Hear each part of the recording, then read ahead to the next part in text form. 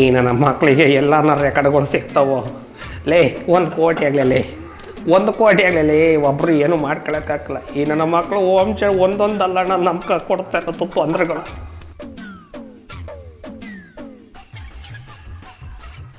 Sir ಏನೋ ಹೇಳ್ತಾ ಇದ್ರಿ, ಏನು ಹೆಂಕರಿಂಗ ಏನು ಕತೆ? ಅಲ್ಲ ಏನೋ ಹೇಳ್ತಾ ಇದ್ರಿ ಕ್ಯಾಮ್ರಾ ಶುರು ಆಗೋದಕ್ಕಿಂತ ಮುಂಚೆ. ಈಗ ಹಲೋ ಹಾಯ್ ನಮಸ್ತೆ. ಇವತ್ತು ನಮ್ಮ ಕುಲದಲ್ಲಿ ಕೇಳಿರೋದು ಚಿತ್ರತಂಡದ ಜೊತೆಗೆ ಇದ್ದಾರೆ. ಫಸ್ಟ್ ಶೋ ನಮ್ಮ ಪ್ರೀತಿಯ ನಿರೂಪಕರಾದಂಥ ನವೀನ್ ಅವರು. ಹೇಳಿ ನವೀನ್ ಅವರೇ, ಇವತ್ತು ನಮ್ಮ ಜೊತೆ. ನಮಸ್ಕಾರ ಸರ್, ಹೆಂಗಿದ್ದೀರಾ ಸರ್? ಸೂಪರ್ ಆಗಿದ್ದೀನಿ ಸರ್. ನೀವು ಹೆಂಗಿದ್ದೀರಾ ಸರ್? ಹಂಗೆ ಇದೀನಿ ಸರ್. ಮೇಡಮ್ ನೀವು ಮಾತಾಡ್ತೀರಲ್ಲ? ಮಾತಾಡ್ತೀನಿ. ಮೌನ ಅಲ್ಲ ಹೆಸರು, ಅದಕ್ಕೆ ಕೇಳ ಜಾಸ್ತಿ ಮಾತಾಡ್ತೀನಿ ಅಂತಾನೆ ಮೌನ ಅಂತ ಇಟ್ಟಿರೋದು. ಹಂಗಿರ್ಬೇಕು ಅಂತ ಕಂಟ್ರೋಲ್ ಮಾಡಿ ಅಂತ. ಹೆಂಗಿದ್ದೀರಾ ಮೇಡಮ್ ನೀವು? Super sir. ಹೆಂಗ್ ನಡೀತಾ ಇದೆ? ಎಲ್ಲೋದ್ರೂ ಪ್ರಮೋಷನ್, ಯಾವ ಜಾಗನೂ ಬಿಟ್ಟಿಲ್ಲ. ಇನ್ಯಾವ್ದಾರು ಉಳಿಸಿದ್ದೀರಾ ಜಾಗ? ಒಂದು 2 ಜಾಗ ಸರ್. ಇನ್ನು ಹಾಂ ಅದು ಹೇಳ್ತೀನಿ ನಾನು. ಹೇಳಿ ಇವಾಗಲೇ. 1-2 ಜಾಗ ಇದೆ. ಇನ್ನು ಒಂದೇ ಒಂದು ಅಂಗನವಾಡಿ ಬಂದು ಹೋಗಿಲ್ಲ. ಆಮೇಲೆ ಅದೊಂದು ಅಲ್ಲಿ ಹೋದ್ರೆ ಅದೊಂದು, ಮತ್ತೆ ಆಶಾ ಕಾರ್ಯಕರ್ತರು ಏನೇನಿರ್ತಾರೆ ಅದೊಂದು ಸಂಘ ಇದೆ. ಧರ್ಮಸ್ಥಳ ಸಂಘ ಒಂದು ಹೋಗಿಲ್ಲ. 3 ಇದಾವೆ ನೋಡಿದೆ, ಎಲ್ಲ ಮುಗೀತು. ಅದನ್ನ 3 ದಿವಸಕ್ಕೆ ಇಟ್ಕೊಂಡಿದ್ದೀವಿ. ಧರ್ಮಸ್ಥಳ ಸಂಘ ಮಾತ್ರ ತುಂಬಾ ಸಂಘ ಇದೆಯಲ್ಲ. ಸಂಘ ಇದಾವೆ, ಮೇನ್ ಇತ್ತೀಚೆಗೆ ಓಡ್ತಾ ಇರೋದು ಜಾಸ್ತಿ ಅದೇ ನಮ್ಮ ಹಳ್ಳಿ ಕಡೆ. ಬೇರೆಯವ್ರು ಬೇಜಾರು ಮಾಡ್ಕೊಳ್ತಾರೆ ಬೇರೆ ಸಂಘದಲ್ಲಿರೋರು. ನಾನು ಯಾರ ಸಂಘ ಮೆನ್ಷನ್ನೇ ಮಾಡಿದ್ವಲ್ಲ. ಧರ್ಮಸ್ಥಳ ಅಂದ್ರಲ್ಲ, ಧರ್ಮಸ್ಥಳ ಸಂಘ ನನ್ನ ಫೇವ್ರೆಟ್ ದೇವ್ರು ಅದು. ಅದಕ್ಕೆ ಅದೇ ಸಂಘದವ್ರು ಎಲ್ಲರೂ ಒಂದೂರಲ್ಲಿ 50ರಿಂದ 100 ಜನ ಇರ್ತಾರೆ. ಅವರು ಮಾತಾಡ್ಸಿ ಬಂದ್ರೆ ಖಂಡಿತ ಅವರೆಲ್ಲ ಸಿನಿಮಾ ನೋಡೋದು. ಚೆನ್ನಾಗಿ ತಿರುಗಿಸ್ತೀರಾ. ಒಳ್ಳೆ ಬಲ್ಟಿ. ಮೇಡಮ್ ಹೆಂಗಿತ್ತು ಎಲ್ಲ ಪ್ರಮೋಷನ್ಸ್ ನೀವು ಭಾಗಿಯಾಗಿದ್ದೀರಾ? ಮೊನ್ನೆ ಆಟೋ ಬೇರೆ ಓಡಿಸಿದ್ರಿ. ಅಂತವ್ರು ಗೊತ್ತಾದ್ರೆ ತಲೆ ಕೆಡಿಸ್ಕೊಂಡ್ಬಿಟ್ಟೆ. ಸಖತ್ತಾಗಿದ್ರೆ ಸಖತ್ತಾಗಿ ಕಾಣಿಸ್ತೀವಿ ಭಗವಂತ ನೋಡಿ. ಅದಕ್ಕೆ ಹೇಳೋದು, ಇವರಲ್ಲಿರೋ ಒಂದು ಕಾಲ್ ಭಾಗ ಕಲರ್ ಭಗವಂತ ನಂಗೆ ಕೊಟ್ಬಿಟ್ಟಿದ್ರೆ ಬಿಡಿ, ಏನು ಮಾಡೋಂಗಿಲ್ಲ. ಯೋಗಿ ಪಡೆದದ್ದು ಯೋಗಿಗೆ, ಮೌನವ್ರು ಪಡೆದದ್ದು ಮೌನ.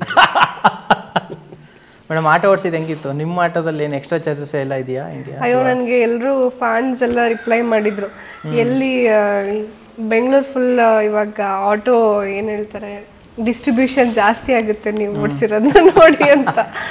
ಸೊ ಹಂಗೆಲ್ಲ ಇತ್ತು, ಚೆನ್ನಾಗಿತ್ತು ಎಕ್ಸ್ಪೀರಿಯನ್ಸ್. ಯಾಕಂದರೆ ಫಸ್ಟಿಂದನೇ ಆಸೆ ಇತ್ತು ಒಂದ್ಸಲ ಓಡಿಸ್ಬೇಕು ಅಂತ.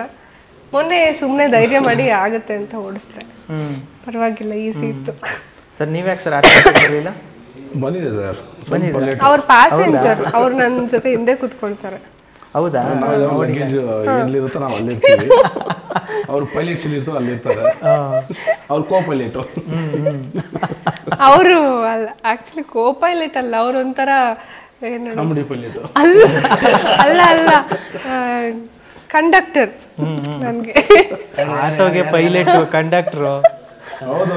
ಯಾಕಂದ್ರೆ ಮೇ 23 ಮೇ 23 ಸಾವಿರ ಸಲ ಶುಕ್ರವಾರ ಇದೆ 23 ಅಂತ.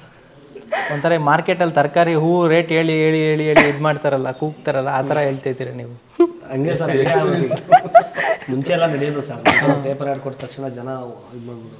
ಇವತ್ತು ಆ ಥರ ಮಾಡಿದ್ರೇ ಜನ ಚಿತ್ರಮಂದಿರ ಬಂದು ಸಿನಿಮಾ ನೋಡೋದು. ಇಲ್ಲಾಂದ್ರೆ ಗೊತ್ತೇ ಆಗಲ್ಲ ಸರ್. ಬಂತ ಹೋಯ್ತಾ, ಯಾವಾಗ ರಿಲೀಸ್ ಆಯ್ತು ಅಂತ ನಮ್ಮನ್ನೇ ಕೇಳ್ಬಿಡ್ತಾರೆ. ಹಂಗಾಗಿ ಅದಕ್ಕೆ ಏನು ಮಾಡಬೇಕು ಅಂತ ಒಂದು ಒಳ್ಳೆ ಗ್ರೌಂಡ್ ವರ್ಕಲ್ಲಿ ಕೆಲಸ ಮಾಡಿದ್ವಿ ಇಡೀ ಟೀಮು.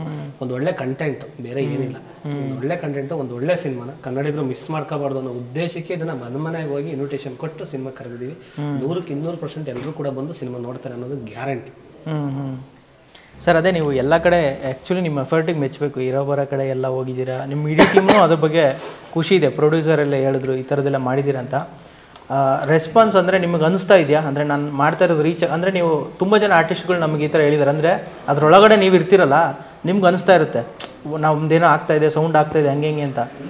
ಹೊರಗಡೆ ಬಂದು ನೋಡಿದ್ರೆ ನಿಮ್ಮ ರೋಡಲ್ಲಿರೋ ಪಕ್ಕದ ಮನೆಯವ್ರಿಗೋ ಇನ್ನೊಂದು ಮನೆಯವ್ರಿಗೋ ಅವ್ರಿಗೇನೆ ಗೊತ್ತಿರೋಲ್ಲ ಸಿನಿಮಾ ಬಗ್ಗೆ. ನಿಮ್ಮ ಸಿನಿಮಾ ಅಂತಲ್ಲ, ಎಷ್ಟೋ ಸಿನಿಮಾಗಳು. ನಿಮಗೆ ಆ ರಿಯಾಲಿಟಿ ಹೆಂಗಿದೆ? ಅಂದರೆ ನೀವು ಮಾಡ್ತಾ ಇದ್ದೀರಾ, ಬಟ್ ಅದ್ರ ಇಂಪ್ಯಾಕ್ಟ್ ಆಗ್ತಾ ಇದೆಯಾ ಇಲ್ವಾ? ರಿಯಾಲಿಟಿ ಗೊತ್ತಿದೆ ಸರ್. ಅಂದರೆ ಎಲ್ಲ ಏನು ಅಂತಾರೆ, ಈಸಿಯಾಗಿ ಸಿಗಲ್ಲ ಯಾರು ಅಂತ ಜನಗಳ ಮೈಂಡು. ನಾವು ಹತ್ರಕ್ಕೆ ಹೋದಾಗ ಖುಷಿ ಇರುತ್ತಲ್ಲ, ಏನು ಗುರು ಡೈರೆಕ್ಟಾಗಿ ಬಂದು ಮನೆಗೆ ಕರೆದಾಗ ನೀವು ಫೋನ್ ಮಾಡಿಬಿಟ್ಟು ಯಾರಿಗೋ ಮದುವೆ ಬಂದು ಅಂದರೆ ಫೋನಲ್ಲಿ ನನ್ನ ಗುರು ಏನು ಹೋಗ್ಬೇಕು, 4 ಜನ ಹೋಗೋದಕ್ಕೆ ಮಗ ನಾನು ಹೋಗೋಕ್ಕಾಗಲ್ಲ, ಅವ್ರು ಏನೋ ಕರೆದವ್ರು ಹೋಗ್ಬಿಟ್ಟು ಬರೋ ಅಂತ. ಅದು ಟೈಮಿಂಗ್ಸ್ ಇರೋಲ್ಲ. ಲಾಸ್ಟಿಗೆ ಬಂದೇನೋ ವಿಶ್ ಮಾಡೋದು, ಇಲ್ಲ ಮದುವೆ ಮುಗಿದು ಬೆಳಿಗ್ಗೆ ಬಂದು ಗಿಫ್ಟ್ ಕೊಡೋದೇ ಇರುತ್ತೆ. ನೀಟಾಗಿ ಮನೆಗೆ ಹೋಗಿ ಒಂದು ಇನ್ವಿಟೇಷನ್ ಕೊಟ್ಟಾಗ ಅಪ್ಪ ಅಷ್ಟು ದೂರದಿಂದ ಬಂದವನು ಗುರು, ಮನೆಯವರೆಲ್ಲ ಹೋಗೋಣ ಬೀಗ ಹಾಕೊಂಡು ಅಂತಾರೆ. ಅದೇ ಮೇನ್, ಬೇರೆ ಏನಿಲ್ಲ.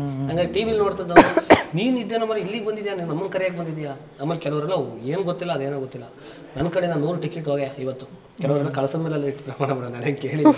ನಮ್ಮ ಮನೆ ದೇವ್ರ ಮೇಲೆ ಹಣೆ 100 ಟಿಕೆಟ್ ನನ್ನ ಕಡೆ ಫಸ್ಟ್ ಡೇ ಫಸ್ಟ್ ಹೋಗಿ ವಿಡಿಯೋ ಮಾಡಿ ಕಳಿಸ್ಬೇಕಾ ಹೋಗು ಅಂತಾರೆ. ಮೊನ್ನೆ ದರ್ಶನ್ ಪುಟ್ಟಣ್ಣ ಸರ್ದು ಒಂದು ಬೈಟ್ಸ್ ತರಕ್ಕೆ ಹೋಗಿದ್ದೆ. ಅದು ಅವ್ರ ಪಕ್ಕ ಯಾರೋ ಒಬ್ರು ಒಳ್ಳೆ ರೈತರು ಅವ್ರು ಹೇಳ್ತಾ ಇದ್ರು, ಮಗ ನೀನು ಕಾಮಿಡಿ ಕಿರಡಿಲ್ ಗೆದ್ದಂಗೆ ಸಿನಿಮಾನು ಗೆಲ್ತೀಯ ಹೋಗಯ್ಯ. ಥ್ಯಾಂಕ್ ಯು ಸರ್ ಅಂದೆ. ಆಮೇಲೆ ನಾನು ಸಿನಿಮಾ ಥಿಯೇಟ್ರಿಗೆ ಹೋಗಿ 12ರಿಂದ 13 ವರ್ಷ ತಂತವ್ರು ಹೋಗಿ ಈ ಸಿನಿಮಾ ನೋಡ್ತೀನಿ ಅಂದರು. ಅಂತ ಯಾಕೆ ಅನ್ನಿಸ್ತು ನಿಮಗೆ ಅಂತ ಕೇಳಿದೆ. ಹಿಂಗೆ ನಮ್ಮ ಮನೆಗೆ ಬಂದು ಕರೆದಾಗ ನಾನು ಹೋಗ್ಲಿಲ್ಲ ನೀನು ಬೈಕ್ ಅಂತೀಯ, ಮನೆಗೆ ಹೋಗಿ ಇನ್ವಿಟೇಷನ್ ಕೊಟ್ಟೆ ನೋಡಿಲ್ಲ ಸಿನಿಮಾ ಅಂತೀಯ. ಅವತ್ತು ನೋಡಿ ನನ್ನ ಹತ್ರ ಮೊಬೈಲ್ ಇಲ್ಲ, ನನ್ನ ಮಗನ ಮೊಬೈಲಲ್ಲಿ ವಿಡಿಯೋ ಮಾಡಿ ನಿಂಗೆ ಕಳಿಸ್ತೀನಿ ಮಗಪ್ಪ ಒಳ್ಳೇದಾಗಲಿ ಅಂತೇಳಿ. ನಾವು ಜನರ ಹತ್ರ ಹೋದ್ರೇ ಜನ ನಮಗೋಸ್ಕರ ಬರೋದು. ಆಮೇಲೆ ಅಂದ್ರೆ ರೆಸ್ಪಾನ್ಸ್ ಚೆನ್ನಾಗಿದ್ರೇನೆ ನಾವು ಇವಾಗ ಈ ಕುತ್ಕೊಂಡು ನಾವು ಹೀಗೆ ಪ್ರೆಸ್ ಮೀಟ್ ಅಥವಾ ಏನೋ ಮಾಡಕ್ಕೆ. ಯಾಕಂದ್ರೆ ಇವಾಗ ನಮ್ಗೆ ಏನೋ ವರ್ಕ್ ಆಗ್ತಿರ್ಲಿಲ್ಲ ಅಂದ್ರೆ ಅಫ್ಕೋರ್ಸ್ ಇವಾಗ ಪ್ರೊಡ್ಯೂಸರ್ ಕೂಡ ಅವ್ರಿಗೂ ಇನ್ನೇನು ಎಫರ್ಟ್ಸ್ ಹಾಕೋದು, ಯಾರೋ ಬಗ್ಗೆ ಮಾತಾಡ್ತಾ ಇಲ್ಲ ಅಥವಾ ನಮಗೂ ಇಂಟ್ರೆಸ್ಟ್ ಇರಲಿಲ್ಲ. ಬಟ್ ಇವಾಗ ನಾವು ಎಲ್ಲೇ ಹೋದ್ರೂ ಸಿನಿಮಾ ಬಗ್ಗೆ ಮಾತಾಡ್ತಾರೆ.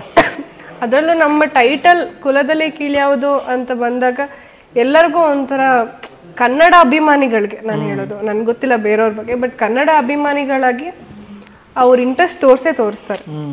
ನಮ್ಗೆ ಇಲ್ಲಿವರೆಗೂ ಅಷ್ಟೇ ಅಣ್ಣ ಅವರ ಒಂದು ಟ್ರಿಬ್ಯೂಟ್ ಇಟ್ಕೊಂಡು ನಾವೇನು ಟೈಟಲ್ ತಗೊಂಡಿದ್ದೀವೋ ಅಂಥದ್ದು ಸೋಲೋ ಮಾತೇ ಇಲ್ಲ ಅಂತ ನನ್ನ ಪ್ರಕಾರ. ಅವ್ರು ಹೇಳಿದ್ರು ಏನೋ ಜನಕ್ಕೆ ಮದುವೆ ಥರ ಹೆಂಗೆ ಇನ್ವಿಟೇಷನ್ ಕೊಡ್ತೀವಿ ಹಂಗೆ ಇನ್ವಿಟೇಷನ್ ಕೊಡ್ಬೇಕಂತ. ರೀಸೆಂಟಾಗಿ ನೀವು ಏನೋ ಮದುವೆ ಇನ್ವಿಟೇಷನ್ ಕೊಡ್ತಾ ಇದ್ರಿ ಅಂದರೆ ಏನೋ ವಿಡಿಯೋ ಮದುವೆ ಬಗ್ಗೆ ಏನೋ ಮಾತಾಡಿದ್ರಲ್ಲ ಅದಕ್ಕೆ. ಅಯ್ಯೋ ಅದು ನನಗೆ ಓದಲೆಲ್ಲ ಈ ಮದುವೆ ಯಾವಾಗ ಅಂತೆಲ್ಲ ಕೇಳಿಬಿಡ್ತಾರೆ. ನನಗೆ ಆ್ಯಕ್ಚುಲಿ ನಾನು ಆ ಥರ ಇಂಟೆನ್ಷನ್ ಇರೋ ಹುಡುಗಿನೇ ಅಲ್ಲ. ಅಂದರೆ ನನ್ನ ಮನೇಲಿ ಒಂದು ಸ್ವಲ್ಪ ನಾನು ಏನು ಹೇಳೋದು ರೆಸ್ಪಾನ್ಸಿಬಿಲಿಟಿ ತಗೊಂಡಿರೋ ಹುಡುಗಿ ನಾನು. ಒಂಥರ ನಮ್ಮ ಮನೇಲಿ ಒಂದು ಗಂಡು ಹುಡುಗಿ ಅಂತ ಹೇಳ್ತಾರಲ್ಲ ಆ ಥರ. ಸೊ ಅದ್ರ ಬಗ್ಗೆ ಎಲ್ಲ ಸ್ವಲ್ಪ ಗಮನ ಇಲ್ಲ. ಮದುವೆ ಅದು ಇದು ಎಲ್ಲ ಅದನ್ನ ಹೇಳ್ದೆ. ಅದು ಇವಾಗ ಎಲ್ಲ ಕಡೆ ಅದನ್ನೇ ಆಗ್ತಾ ಇದ್ದಾರೆ. ಇನ್ನೂ 22 ವರ್ಷ ಮದುವೆ ಆಗಲ್ಲ ಅಂತ ಎಲ್ಲ ಕಡೆ. ನಾನು ಇರೋದನ್ನೇ ಹೇಳ್ಬೇಕು. ಹೌದು ನನ್ಗೆ ಇನ್ನೂ ಚಿಕ್ಕ ವಯಸ್ಸು, ನಂಗೆ ತುಂಬಾ ಅಚೀವ್ ಮಾಡೋದಿದೆ ಅಂತ ಎಲ್ಲ ನನ್ನ ಫ್ರೆಂಡ್ಸು ಅದೇ ನೋಡಮ್ಮ ಇಲ್ಲಿ ಎಲ್ಲರೂ ಹಿಂಗೆ ಆಗ್ತಾ ಇದ್ದಾರೆ. ಇರೋದನ್ನೇ ಹೇಳಿದ್ದೀನಿ, ಅದ್ರಲ್ಲಿ ಏನಿದೆ, ಅದ್ರಲ್ಲಿ ತಪ್ಪೇನಿದೆ. ಆಗೋರು ಆಗ್ತಾರೆ, ನಮ್ಗೆ ಇಂಟ್ರೆಸ್ಟ್ ಇಲ್ಲ ಅಷ್ಟೇ. ಸರ್ ಕುಲದಲ್ಲಿ ಕೀಳ್ಯಾವುದು ಅದೇ ಆ ಟೈಟ್ಲ್ ಕೇಳಿದ ತಕ್ಷಣ ಇವತ್ತಿಗೂ ಎಲ್ಲ ಆರ್ಕೆಸ್ಟ್ರಾದಲ್ಲೂ ಆ ಕಾರ್ಯಕ್ರಮ ಮುಗಿಯೋದೇನೆ ಆ ಸಾಂಗ್ ಮೂಲಕ. ಆ ಸಾಂಗಿಗೆ ಸ್ಟೆಪ್ ಹಾಕದೇ ಇರೋರೆ ಇಲ್ವೇನಪ್ಪ? ನೀವು ಹಾಕಿದ್ದೀರಾ ಸರ್? ಹ್ಞೂ ಸರ್, ನಮ್ಮನ್ನು ನೋಡಿ ಹಾಕಿದ್ರೆ ಅಂತ ಅದಕ್ಕೇನೆ ಆ ಕ್ವಶನ್ ನಿಮಗೆ ಕೇಳ್ತಿದ್ದೀನಿ. ನಮಗೆ ಅಂತ ಉಟ್ಕೊಂಡ ಒಂದು ಸಾಂಗ್ ಅದು. ಸೊ ಹೆಂಗಂದರೆ ಇವಾಗ ನೀವು ಹೇಳಿದಂಗೆ ಆರ್ಕೆಸ್ಟ್ರಾದಲ್ಲಿ ಇನ್ಸ್ಟ್ರೂಮೆಂಟ್ ಇರೋದು ಏನೋ ಕಾಂಪರೇಟ್ ಮಾಡಿರ್ತಾರೆ, ಹಾಡು ಹೇಳೋರು ಇರ್ತಾರೆ, ಸಿಂಗರ್ಸು. ನಾವೆಲ್ಲ ಮೇಲೆ ಹೋಗ್ಬೇಕಂದ್ರೆ ಅನ್ನೋರು ಹಾಡು ಒಂದೇ ಒಂದು ರೀಸನ್ ಇರುತ್ತೆ, ಯಾವುದೇ ರೀಸನ್ ಇರಲ್ಲ. ಸೊ ನಮಗೋಸ್ಕರ ಬಂದಿದ್ದು ಒಂದು ಹಾಡಿದ್ದು, ಮತ್ತು ನಮಗೋಸ್ಕರ ಬಂದಿದ್ದು ಒಂದು ದೊಡ್ಡ ಕವನ ಅನ್ಕೊತೀವಿ ನಾವು. ಕುಲದಲ್ಲಿ ಕೀಳ್ಯಾವುದು ಆ ಒಂದು ಈ ಎರಡು ವರ್ಡಲ್ಲಿ ಎಲ್ಲ ಮುಗೀತು. ಏನು ಇವಾಗ ಕಿತ್ತಾಡ್ತಾರೆ, ಹೊಡೆದಾಡ್ತಾರೆ, ಅದೆಲ್ಲ ಎಲ್ಲದರಲ್ಲೂ ಅದರಲ್ಲೇ ಉತ್ತರ ಕೊಟ್ಬಿಟ್ಟಿದ್ದಾರಲ್ಲ. ಹೌದು, ಅದೆಲ್ಲ ಸುಳ್ಳು ಅಂತ ಹೇಳ್ಬಿಟ್ಟು ಈ ಒಂದು ಕುಲದಲ್ಲಿ ಕೀಳ್ಯಾವುದು ಈ ಒಂದು ವರ್ಡಲ್ಲೇ ಗೊತ್ತಾಗ್ತಾರೆ ಸುಳ್ಳು ಅಂತ. ಇದೊಂದೇ ನಿಜ. ಎಲ್ಲ ಮನುಷ್ಯರು ಅಷ್ಟೇ, ಬೇರೆ ಏನೂ ಅದರಲ್ಲಿ ವ್ಯತ್ಯಾಸ ಇಲ್ಲ. ಮೇಡಮ್ ನೀವು ಡ್ಯಾನ್ಸ್ ಮಾಡಿದ್ರೆ ಈ ಸಾಂಗ್ಗೆ ಹಂಗೆ ಮಾಡಿಲ್ವಾ? ಮಾಡಬೇಕಾ? ನಾವು ಅದು ಮಾಡದೇ ಇರ್ತೀವ. ನಾವು ಕರ್ನಾಟಕದಲ್ಲಿದ್ದು ಈ ಒಂದು ಹಾಡು ಗೊತ್ತಿಲ್ಲ ಅಥವಾ ಇದಕ್ಕೆ ಸ್ಟೆಪ್ ಹಾಕಿಲ್ಲ ಅಂದರೆ ಐ ಡೋಂಟ್ ಬಿಲೀವ್. ಯಾಕಂದರೆ ಈ ಪ್ರತಿಯೊಂದು ಕಡೆ ಆಗಿರಲಿ ನಾವು ಅಣ್ಣವ್ರ ಸಾಂಗ್ ಅಂತ ಬಂದಾಗ ಎಲ್ಲ ಸಾಂಗ್ ನಾವು ಕೇಳಿರ್ತೀವಿ. ಸೊ ಅಫ್ಕೋರ್ಸ್ ಹಾಕಿದ್ದೀವಿ. ತುಂಬ ಅಣ್ಣವ್ರ ಫ್ಯಾನ್ ಅನ್ಸುತ್ತೆ ನೀವು 2 ಸಲ ಹೇಳಿದ್ರಿ. ಅಂದರೆ ಅಣ್ಣವ್ರ ಫ್ಯಾನ್ ಅನ್ನೋದಕ್ಕಿಂತ ಕನ್ನಡ ಅಭಿಮಾನ ಇದೆ. ಅಂದರೆ ಏನೇ ಮಾಡಿದ್ರು ನಮ್ಮ ನಾಡು ನಮ್ಮ ಭಾಷೆ ಬಿಡಬಾರ್ದು ಅಂತ ಅಷ್ಟೆ. ಇವಾಗ ಆಗ ನೋಡಿದ್ರೆ ನಾವು ಬೇರೆ ಬೇರೆ ಕಡೆ ವರ್ಕ್ ಮಾಡ್ಬೋದು, ಫ್ಯೂಚರಲ್ಲಿ ಏನೂ ಹೇಳೋಕ್ಕಾಗಲ್ಲ. ಇವಾಗ ನನಗೆ ಬೇರೆ ಕಡೆ ಆಫರ್ ಸಿಗ್ಬೋದು, ಎಲ್ಲೇ ಹೋದ್ರೂ ನಾವು ಬಂದ ದಾರಿ ಅಥವಾ ನಮ್ಮದನ್ನು ನಾವು ಬಿಟ್ಕೊಡ್ಬಾರ್ದು ಅಂತ ಹೇಳ್ತಾರೆ. ಸೊ ಅಂತ ಇದಕ್ಕೆ ನಾನು ಯಾವಾಗಲೂ ಅಣ್ಣವ್ರನ್ನ ನೆನೆಸ್ಕೊಳ್ಳೋದು. ಯಾಕಂದರೆ ಅಣ್ಣವರು ಅಂತ ಅಂದ್ರೇ ನಮ್ಮ ಕನ್ನಡ, ಕರ್ನಾಟಕ.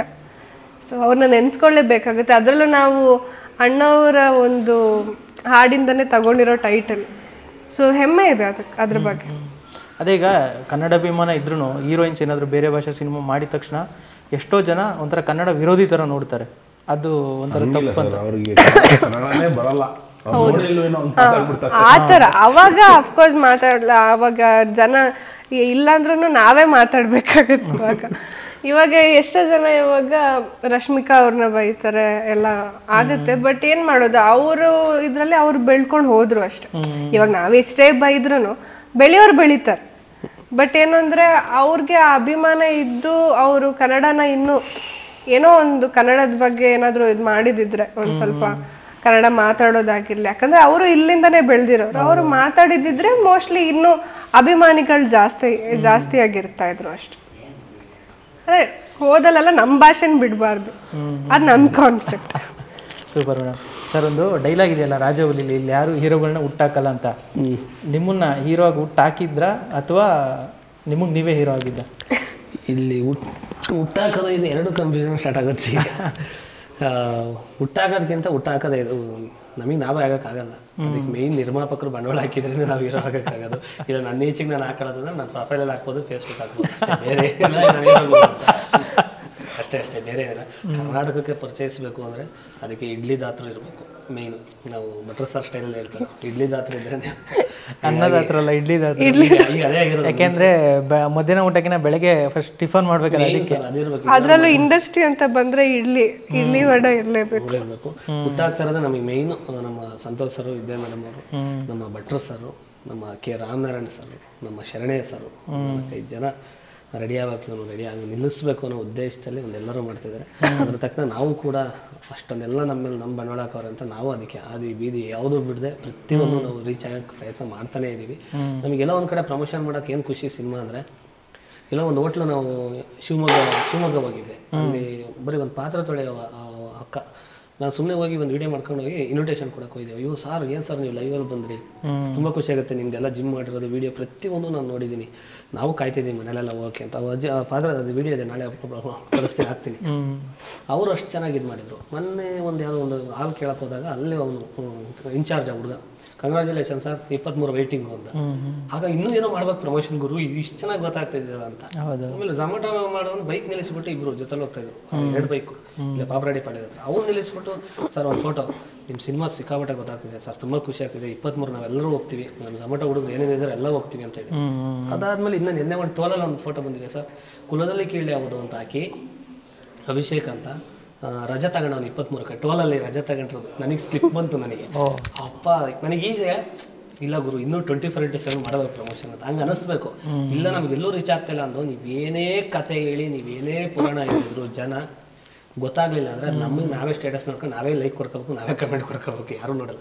ನೀವು ಕೆಟ್ಟದ್ದೋ ಒಳ್ಳೇದೋ ವ್ಯೂಸ್ ಆಗಬೇಕು, ಒಳ್ಳೆ ಕಮೆಂಟ್ಸ್ ಬೀಳಬೇಕು, ಕೆಟ್ಟದ್ದೆಲ್ಲ ನಾವು ತಲೆನೇ ಕೆಡಿಸ್ಕೋಬೇಕು ಅಷ್ಟೇ. ಬಟ್ ಆ ಖುಷಿ ಇದೆ, ಸಿನಿಮಾ ರೀಚ್ ಆಗ್ತಿದೆ ಅನ್ನೋ ಒಂದು ಖುಷಿ ಇದೆ. ಅದಕ್ಕೆ ಏನೇನಿದೆ ಎಲ್ಲ ಗ್ರೌಂಡ್ ವರ್ಕಾಗಿ ಮಾಡ್ತಿದ್ವಿ. ಒಂದು ಒಳ್ಳೆ ಸಿನಿಮಾನ ಕನ್ನಡಿಗರು ಮಿಸ್ ಮಾಡ್ಕೊಂಬಾರ್ದು ಅಷ್ಟೇ, ಬೇರೆ ಇದೆ. ಸರ್, ಅದೇ ಈಗ ನೀವು ಕಾಮಿಡಿ ಕಿಲಾಡಿ ಅಲ್ಲಿ ಇಲ್ಲಿ ಮಾಡ್ತಾಯಿದ್ರಿ ಆ್ಯಕ್ಟಿಂಗು, ಈಗ ಒಂದೇ ಸಲ ಹೀರೋ ಆಗ್ತಾ ಇದ್ದೀರಲ್ವಾ? ಅದೇ ಹೀರೋ ಆದಾಗ ಹೆಂಗಿರುತ್ತೆ ಅಂದರೆ ಒಳ್ಳೆ ಟೈಮ್ ಇದ್ದರೆ ಒಳ್ಳೆ ಟೈಮ್ ಇರುತ್ತೆ. ಇವಾಗ ಈ ಸಿನಿಮಾ ಏನಾದರೂ ಆಯಿತು, ಫಸ್ಟ್ ಸಿನಿಮಾ ಮಾಡಿದಾಗ ಏನಾದರೂ ಆದರೆ ಈ ಕಡೆ ಕಾಮಿಡಿ ಪಾತ್ರಗಳನ್ನು ಮಾಡೋಕೆ ಒಂಥರ ಆಗುತ್ತೆ, ನಾನು ಆಲ್ರೆಡಿ ಹೀರೋ ಅಂತ ಅನಿಸ್ಬಿಡುತ್ತೆ. ಈ ಕಡೆ ಹೀರೋ ಆಗಿ ಮುಂದುವರೆಗೂ ಸಿನಿಮಾಗಳು ಸಿಗೋಲ್ಲ, ಯಾಕೆಂದರೆ ಒಂದು ಸಿನಿಮಾ ಸೋತಿದೆ ಅನ್ನೋ ಥರದ್ದು ಇರುತ್ತೆ. ಆ ಸಿಚುವೇಶನ್ ಅಂದರೆ ಅದನ್ನು ಹೆಂಗೆ ಇದು ಮಾಡಿದ್ರಿ ನೀವು, ಅದ್ರ ಬಗ್ಗೆ ಹೆಂಗೆ ಯೋಚನೆ ಮಾಡಿದ್ದೀರಿ? ಸರ್, ಇದರಲ್ಲಿ ಹೀರೋ ಆದ ತಕ್ಷಣ ಬೇರೆ ಪಾತ್ರ ನಾವು ಮಾಡಲ್ಲ ಅಂತ ಎಲ್ಲೂ ಹೇಳಿಲ್ಲ. ಮಾಡೇ ಪಾತ್ರ ಅಂತ ಬಂದಾಗ ಕಲಾವಿದರಿಗೆ ಯಾವ ಪಾತ್ರ ಕೊಟ್ಟರು ಮಾಡಲೇಬೇಕು. ಅದನ್ನು ನಾವೆಲ್ಲ ಹಿಂಗೆ ಹೋಗ್ಬೇಕು ಹಂಗೆ ಹೋಗ್ಬೇಕು ಅನ್ನೋದು ಗೊತ್ತಿಲ್ಲ. ಏನಾರು ದೊಡ್ಡ ಸ್ಟಾರ್ ಏನಾರು ಬಂತು ಅಂದರೆ ಅದ್ರ ಜೊತೆ ಏನೋ ಬರ್ಬೋದು, ಜೊತೆ ಕಾಂಬಿನೇಷನ್ ಏನಾರು ಬರ್ಬೋದು, ಇಲ್ಲ ಏನೋ ಬರ್ಬೋದು, ಗೊತ್ತಿಲ್ಲ. ಯಾವ್ದು ಬಂದರೂ ನಾವು ಮಾಡಲೇಬೇಕು. ಬಟ್ ಹೀರೋ ಅಂದ ತಕ್ಷಣ ಇನ್ನೊಂದು ಸಿನಿಮಾ ಯಾಕೆ ಮಾಡಲಿಲ್ಲ ಅಂತ ಯಾರು ಎದೆ ಮೇಲೆ ಕಾರ್ ಹಿಡ್ಕೊಂಡು ಚಾಕ್ ಹಿಡ್ಕೊಂಡು ಯಾರು ಚುಚ್ಚಾಕ್ ಬರಲ್ಲ. ಮಾಡು ಸಿನಿಮಾ ಯಾಕೆ ಮಾಡಲಿಲ್ಲ ಅಂತ ಯಾರು ಕೇಳಲ್ಲ. ಅದು ನಮ್ಮ ಪರ್ಸ್ನಲ್ಲು.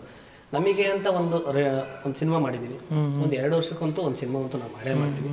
ಅದ್ರ ಮಧ್ಯೆ ನಮಗೇನೋ ಫ್ರೀ ಇತ್ತು ಅಂದರೆ ಊರಲ್ಲಿ ಕೃಷಿಕ ಕೆಲಸ ಮಾಡ್ತೀವಿ. ನನಗೇನು ಇಲ್ಲ, ಕುರಿ ಫಾರ್ಮ್ ಮಾಡಿದ್ದೀನಿ, ಆರಾಮಾಗಿ ಕೆಲಸ ಮಾಡ್ತೀವಿ. ಅದ್ರ ಮಧ್ಯೆ ಸಿನಿಮಾದೇ ಡಿಸ್ಕಷನ್ ನಡೀತಾನೆ ಇರುತ್ತೆ. ನಾನಂತೂ ಫ್ರೀಯಾಗಂತೂ ಕೂತ್ಕೊಳ್ಳಲ್ಲ. ನಾನು 2 ವರ್ಷಕ್ಕೆ ಒಂದು ಸಿನಿಮಾನಾರು ಒಂದು ಮಾಡೇ ಮಾಡ್ತೀವಿ, ಬೇರೆ ಏನಿಲ್ಲ. ಸರ್, ಭೀಮಾ ಮೂಲಕ ಬಂದ್ರಿ, ಅದಾದಮೇಲೆ ಸಿನಿಮಾಗಳು ಸಿಗ್ತಾ ಇದೆ ಅಂದರೆ ವಿಜಯ್ ಸರ್ ಕರ್ಕೊಂಬಂದು ಮಾಡಿಸಿದ್ರು ಈ ಥರ. ಅಂದರೆ ನೀವು ಆ್ಯಕ್ಟಿಂಗು ಆ ಥರದ್ದು ಮಾಡಲೇಬೇಕು ಅಂತ ಇರಲಿಲ್ಲ ಅಂತ ಅನಿಸುತ್ತೆ. ವಿಜಯ್ ಸರ್ ಮಾಡಿಸಿದ್ರು, ಹಿಂಗೆ ಬಂದ್ರಿ, ಅದನ್ನು ಚೆನ್ನಾಗಿ ತಗೊಂಡು ಹೋಗ್ತಾ ಇದ್ದೀರಾ, ಸಿನಿಮಾಗಳ ಮೇಲೆ ಸಿನಿಮಾ ಮಾಡ್ತಾಯಿದ್ದೀರಾ. ಅದು ಹೆಂಗೆ ಅನಿಸ್ತಾ ಇದೆ ನಿಮಗೆ? ಒಂದು ಸಿಗ್ತಾ ಇದೆ ಅವಕಾಶಗಳೆಲ್ಲ ಹೆಂಗೆ ಹೋಗ್ತಾ ಇದೆ? ಹೌದೌದು ಸರ್, ಯಾಕಂದರೆ ಇವಾಗ ಸಿಗ್ತಾ ಇರೋದೇ ಇವಾಗ ನನಗೆ ಕನ್ನಡ ಮೂವಿ ಅವಕಾಶ 100% ಸಿಗುತ್ತೆ ಅಂತ ನನಗೆ ಗೊತ್ತು. ಯಾಕೆಂದರೆ ಭೀಮಾದ ಚೆನ್ನಾಗಿ ತೋರಿಸಿದ್ದಾರೆ, ಎಲ್ಲ ಡೈರೆಕ್ಟರ್ಸ್ಗಳು ಇಡಿಸುತ್ತೆ, ಓಕೆ ಯೂಸ್ ಮಾಡೋಣ ಅಂತ ಯೂಸ್ ಮಾಡ್ತಾ ಇದ್ದಾರೆ. ಅದನ್ನು ಬಿಟ್ಟು ಸಾರ್ ಮಾಡಿರೋ ಇದಕ್ಕೆ ಅದರ್ ಸ್ಟೇಟಿಂದ ಫೋನ್ ಬಂತು. ಇವಾಗ ತಮಿಳ್ ಸಿನಿಮಾ ಆಗಿದೆ, ಇದೆ ಮಾಡಿದ್ದೀವಿ. ಸೊ ಅದು ನಮಗೆ ಒಂದು ಹೆಮ್ಮೆ ಅನಿಸುತ್ತೆ ಕನ್ನಡಿಗನಾಗಿ.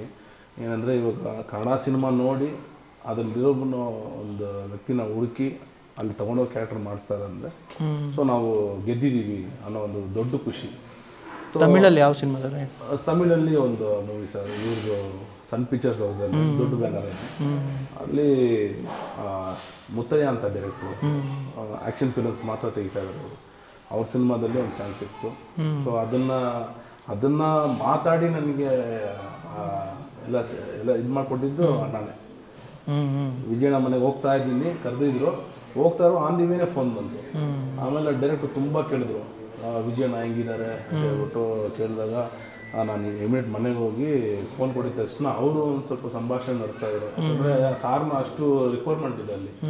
ಅಂದರೆ ಇವಾಗ 2 ಸಿನಿಮಾ 3 ಸಿನಿಮಾ ಒಪ್ಕೊಂಡಿದ್ದಾರೆ, ಅದ್ರ ಬಿಫೋರ್ ಹೇಳ್ತಾ ಇದ್ದೀವಿ. ಅದು ಬಿಫೋರು ಅಲ್ಲಿ ಬಂದ್ಬಿಟ್ಟು ಆ್ಯಕ್ಚುಲಿ ವೆಯ್ಟಿಂಗು ನೀವೇನು ಸರ್ನ ಈ ಥರ ದೊಡ್ಡ ಪಾತ್ರೆ ಹಿಂಗೆ ಕೊಡಬೇಕು. ಸೊ ಆ ಥರ ಒಂದು ಸ್ಥಿತಿ ಅವ್ರಿಗೆ, ಮುತ್ತಯ್ಯ ಅವ್ರಿಗೆ. ಯಾಕಂದರೆ ಅವ್ರ ಸಿನಿಮಾ ಅಂದರೆ ಒಂದು 4-5 ಜನ ವಿಲನ್ ಇರ್ತಾರೆ, ಒಂದೇ ಒಂದು ಹೀರೋ, ಅವ್ರನ್ನೆಲ್ಲ ಸ್ಟ್ರಗಲ್ನ ಮುಗಿಸ್ಕೊಂಡು ಬಂದು ಆ ಥರ ಒಂದು ದೊಡ್ಡ ಫೈಟಿಂಗ್. ಅವ್ರ ಫಿಲಮ್ ಅಂದರೆ ಫೈಟ್ ಅದೇ ಥರ ಇರುತ್ತೆ. ಆ ಫಿಲಮ್ ನೋಡೋಕೆ ಹೋಗ್ಬೇಕಂದ್ರೆ ಯಾವುದೋ ಹೊಸ ವಿಲನ್ ತರಿಸಿರ್ತಾರೆ ಅಂತ. ಸೊ ಅಲ್ಲಿ ಒಬ್ಬ ನಾನು ಹೋಗಿ ಅಲ್ಲೊಂದು ತಮಿಳ್ ಮೂವಿ ಆಗಿದೆ. ಅದೊಂದು ಸಾರಿಗೆ ನನಗೆ ಹೆಮ್ಮೆ ಇಲ್ಲ, ಸಾರಿಗೆ ಅದು ಒಂದು ಹೆಮ್ಮೆ. ನಮ್ಮ ಈ ಸಿನಿಮಾ, ನಮ್ಮ ಸಿನಿಮಾ ನೋಡಿ ಬೇರೆ ಸ್ಟೇಟಿಂದ ನಮ್ಮನ್ನ ಲೈಕ್ ಮಾಡ್ಕೊಂಡಿದ್ದಾರೆ. ತುಂಬ ಖುಷಿ ಆಗ್ತಾ ಇದೆ ಅವ್ರಿಗೆ. ನಾನು ಅಲ್ಲಿ ಮಾತ್ರ ಆ ಥರ ಒಂದು ವಿಷಯ ನಡೆಯುವಾಗ ಮಾತ್ರ ನಾನು ಅವ್ರಿಗೆ ನಾನು ಆ ಗೌರವ ಕೃತಜ್ಞತೆಯನ್ನು ಥ್ಯಾಂಕ್ಸ್. ಅದೆಲ್ಲ ಅವರು ಲೈಕು ಮಾಡಲ್ಲ, ಅದೇ ಥರ ನಾನು ಇಟ್ಕೊಂಡಿಲ್ಲ. ಅವರು ಯಾವಾಗಲೂ ಹೇಳ್ತಾ ಇರ್ತಾರೆ, ನನ್ನ ಗೊತ್ತೇ ಗೊತ್ತಿಲ್ಲ ಅಷ್ಟೇ. ಸೊ ಆ ಬಾಂಧವ್ಯ ಯಾವಾಗಲೂ ಹಂಗೆ ಇರುತ್ತೆ. ಅದೇ ಥರ ಇವ್ರು ಏನು ಹೆಸರು ಇಲ್ಲಿಂದ ಗಳಿಸ್ಕೊಂಡಿದ್ದೀನಿ, ಅದು ಮುಂದುವರಿತಾನೆ ಇರುತ್ತೆ, ಸ್ಟಾಪ್ ಆಗುತ್ತೆ. ಮೇಡಮ್, ಒಂದು ಕನ್ಫ್ಯೂಷನ್ ಇದೆ, ಸ್ವಲ್ಪ ಕ್ಲಿಯರ್ ಮಾಡ್ತೀರಾ? ಈ ಮ್ಯಾರೇಜ್ ಆಗೋದು ಗೊತ್ತು, ಚೂರೇ ಮ್ಯಾರೇಜ್ ಆಗೋದಂದ್ರೆ ಏನು? ಹೌದು, ಪೂರ್ತಿ ಆಗೋದು ಬೇಡ, ಸದ್ಯಕ್ಕೆ ಒಂದು ಚೂರೇ ಆಗೋಣ ಅಂತ. ಪೂರ್ತಿ ಆಗೋದು ಏನೋ ದೊಡ್ಡ ಅಂದರೆ ನಾನು ಸ್ವಲ್ಪ ಪ್ರೀತಿ ಮಾಡೋಣ ಅಂತ. ಯಾಕಂದ್ರೆ ನಾವು ಎಲ್ಲರ ಮುಂದೆ ನಮ್ಮ ಪ್ರೀತಿನ ತೋರಿಸ್ಕೊಳಕ್ ಆಗ್ತಿರಲ್ಲ, ಅದಕ್ಕೆ ಕದ್ದು ಮುಚ್ಚಿ ಅಲ್ಲಲ್ಲಿ ಸ್ವಲ್ಪ ಪ್ರೀತಿ ಮಾಡೋಣ ಅಂತ ಹೇಳೋದು. ಸಿನಿಮಾದಲ್ಲಿ ಏನಾದರೂ 2 ಶೇಡ್ ಆ ಥರದ್ದು ಏನಾದ್ರು ಬರುತ್ತಾ? ಸೊ ಒಂದು ಸ್ವಲ್ಪ ಮಾಡ್ರನ್ ಆಗಿರ್ತೀರ ಒಂದು ಕಾಸ್ಟ್ಯೂಮು, ಅದಾದಮೇಲೆ ಹಳ್ಳಿಯಲ್ಲಿ ಮತ್ತೆ ಚೇಂಜ್ ಆಗುತ್ತೆ ಇರ್ಬೋದೇನೋ. ಶುಕ್ರವಾರ 23 ನೋಡಿದ್ರೆ ಗೊತ್ತಾಗಿದೆ. ಅದು ಥಿಯೇಟರಲ್ಲೇ ನೋಡಬೇಕು. ಅದು ಆ ಕನ್ಫ್ಯೂಷನ್ಗೆನೇ ಇಟ್ಟಿರೋದು.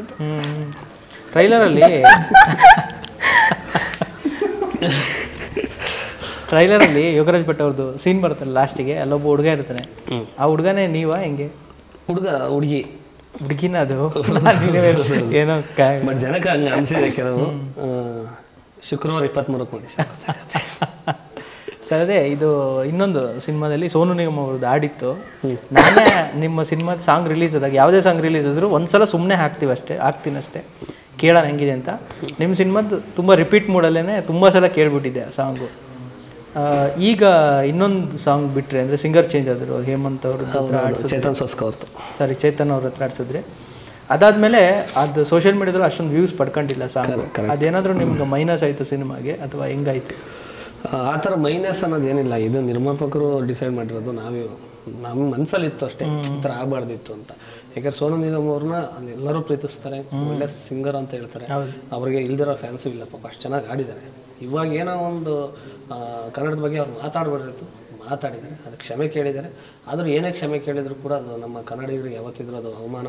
ಹಾಗಾಗಿ ನಿರ್ಮಾಪಕರು ಡಿಸೈಡ್ ಮಾಡಿ ಟೀಮ್ ಹತ್ರ ಎಲ್ಲ ಮಾತಾಡಿ, ನನ್ನ ಸ್ವಂತ ನಿರ್ಧಾರ, ದುಡ್ಡು ಹೋದ್ರೂ ಪರವಾಗಿಲ್ಲ, ಆ ಸಾಂಗಿಂದ ನನಗೇನೂ ಇಲ್ಲ, ಹೆಂಗಾದರೂ ಆಗಲಿ ಇದನ್ನು ತಗ್ಸೋಣ ಅಂತೇಳಿ ರಿಮೂವ್ ಮಾಡಿ ಚೇತನ್ ಸೋಸ್ಕರ್ ಆಡಿಸಿದ್ರು. ಬಟ್ ಅವ್ರು ಆಡಿದ್ಮೇಲೆ ಅದು ಲೈಕು ವ್ಯೂಸು ಅದು ಗೊತ್ತಿಲ್ಲ. ಬಟ್ ಸಾಂಗು ಏನೇ ಆದರೂ ಚೆನ್ನಾಗಿ ಆಗಿದೆಯಲ್ಲ, ಅದೇ ನೆನಪು. ಥಿಯೇಟ್ರಲ್ಲಿ ಇನ್ನೂ ಚೆನ್ನಾಗಿರುತ್ತೆ ಸೌಂಡ್ ಎಫೆಕ್ಟ್ ಬಂದು. ಅದೇ ಲಿರಿಕ್ಸ್ ಎಲ್ಲ ತುಂಬ ಚೆನ್ನಾಗಿದೆ ಅಷ್ಟೇ, ಮೇನ್ ಲಿರಿಕ್ಸ್ ಬೇಕು. ಯಾಕಂದ್ರೆ ಅದು ಬಿಟ್ಟಾಗ ವ್ಯೂಸ್ ಚೆನ್ನಾಗೇ ಇತ್ತು. ಹೌದು, ಅಂದ್ರೆ ಜನ ಆಲ್ರೆಡಿ ಕೇಳ್ಬಿಟ್ಟಿದ್ದಾರೆ. ಸೊ ಇನ್ನು ಥಿಯೇಟರ್ ನೋಡೋವಾಗ ಇನ್ನೂ ಮಜವಾಗಿರುತ್ತೆ. ಇವಾಗ ಯೂಟ್ಯೂಬಲ್ಲಿ ನೋಡ್ತಾ ಇದ್ರು, ಅವಾಗ ದೊಡ್ಡ ಸ್ಕ್ರೀನಲ್ಲಿ ನೋಡೋವಾಗ ಇನ್ನೂ ಸಖತ್ತಾಗಿ ಕಾಣುತ್ತೆ. ನಿರ್ಮಾಪಕರು ಏನಿದೆ ಅವ್ರದ್ದು ಡಿಸಿಷನ್ ಇರೋದ್ರಿಂದ ಲಾಸ್ ಅವ್ರು ನೋಡಿಲ್ಲ ಅಲ್ಲಿ. ನಮಗೆ ಬೇಕಾದ ಕನ್ನಡಕ್ಕೆ ಒಂದು ಧಕ್ಕೆ ಬಂದಾಗ ಎಷ್ಟು ಬೇಕಾದ್ರೂ ರಿಸ್ಕ್ ತೊಗೋಬೇಕು. ಸೊ ಹಂಗಾಗಿ ಅಲ್ಲಿ ಅವ್ರು ರಿಸ್ಕ್ ತೊಗೊಂಡ್ರು ನಮಗೂ ಒಂದು ಸಮಾಧಾನ, ಓಕೆ ಇದು ನಮಗೂ ಬೇಡ ಅನಿಸ್ತು. ಸೊ ಕನ್ನಡ ಅಂತ ಬಂದಾಗ ಕನ್ನಡ ಮಾತ್ರನೇ, ಧಕ್ಕೆ ಕೊಡೋ ಯಾವುದೇ ಒಂದು ವಿಚಾರ ಇದ್ರೂ ಸರಿ, ಎಷ್ಟೇ ಕೋಟಿ ದುಡ್ಡು ಬಂದರೂ ಸರಿ ಅದು ಬೇಡ, ಅದು ಫಿಕ್ಸ್ ಆಗಿದ್ದೀವಿ ಅಷ್ಟೇ.